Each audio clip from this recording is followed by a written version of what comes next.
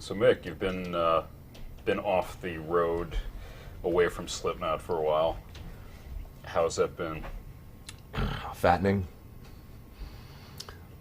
I enjoy sleeping and eating and relaxing, and yeah, it takes its toll. You quickly forget, like, the impact you have on people. You know what I mean, and the magnitude of some of the shit that you do. Because, I mean, to us, we're just doing it. You know what I mean? Like, it's not a big fucking deal. And then later, when you see it, you've been away from it for so long, and it's easier to appreciate, what we actually do and the gravity. And you look at the footage with like all those thousands of people going nuts. I mean, do you miss that? Oh, definitely. Definitely. I mean, I like my quiet time, and I like to be left to fuck alone. But, my God, it's fun to be able to do that, too. You know what I mean? It's like, it's two radically different lives. And that's what's cool, is like I can go away from all the noise and the bullshit and people and whatever, and just go kind of hibernate for a while, and then I can go right back to it. So it's rather convenient for me, actually. Really? I fucking love it.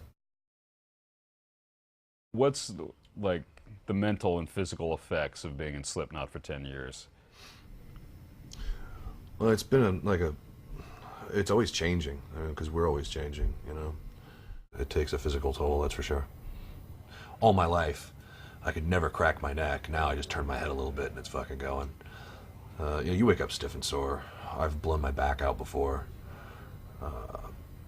Pinched sciatic nerve. We were on tour, so for a few months I could barely walk. I will not be defeated. You know what I mean? I don't give a fuck if it hurts. I'm going to go out there and in fact, when things start to hurt, I just do it more.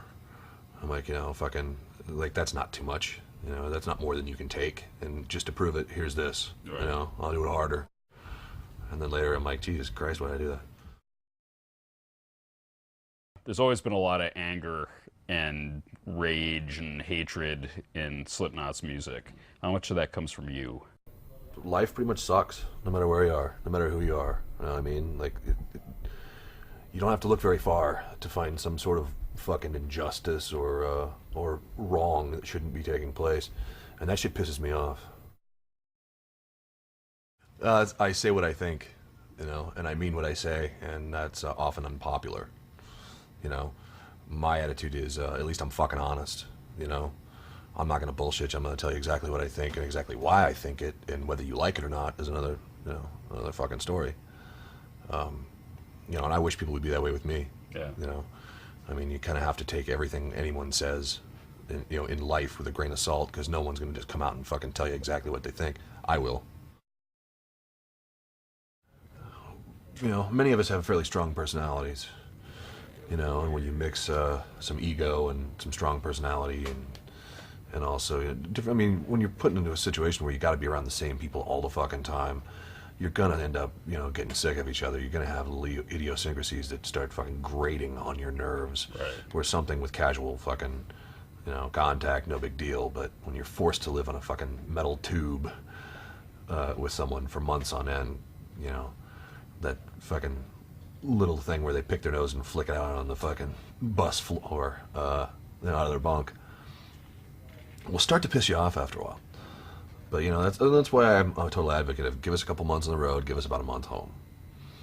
Go back out, come back home for enough to settle in and whatever, and then any sort of stupid little differences you may have had are erased. Right. You're back to being good friends again. It never really gets tense, really. Really? No, No, I mean, I don't really even yell much. No, we're pretty fucking civil, you know what I mean? And we all have a respect for each other, and it's, there's certain things you just don't do. Yeah. Fucking yell and name call and that kind of shit really doesn't further anyone's cause. So, we're sort of mature. I end up in a position to, meet a lot of people that I wouldn't necessarily meet otherwise. I mean, I'm good friends with most of my favorite bands. Makes it tough. Tough to really trust anybody. Right.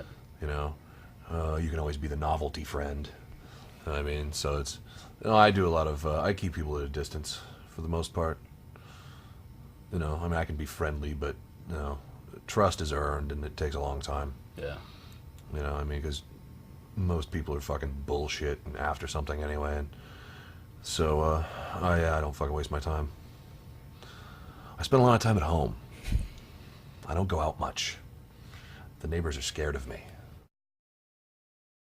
When you're headlining your own shows, you know, and you've got just mad amounts of people, you know, when you're in a fucking arena, it's like, how the hell did this happen?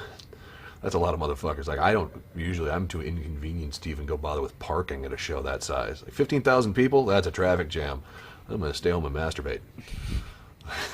Like, these people actually got out of their fucking house and came down to see us. Holy shit. Huge advocate of masturbating.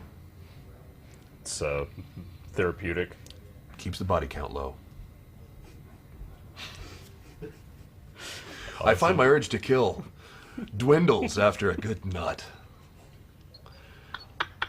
Watch this DVD with your parents, kids. No, I can't be drawn into this type of question. All right. No, this will get ugly. I always end up saying funny, sarcastic shit, and someone ends up pissed off. I'm like, I'm kidding. And they're like, no, you weren't. No, but I was. So yeah, we should probably, for the sake of making another record, we should probably skip this fucking question. Because I know how I get, and you probably know how I get. I do know. So, yeah, you know how I get. So yeah, we should probably lose this one. Any message to the fans?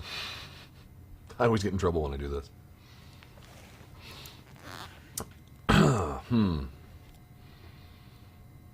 No.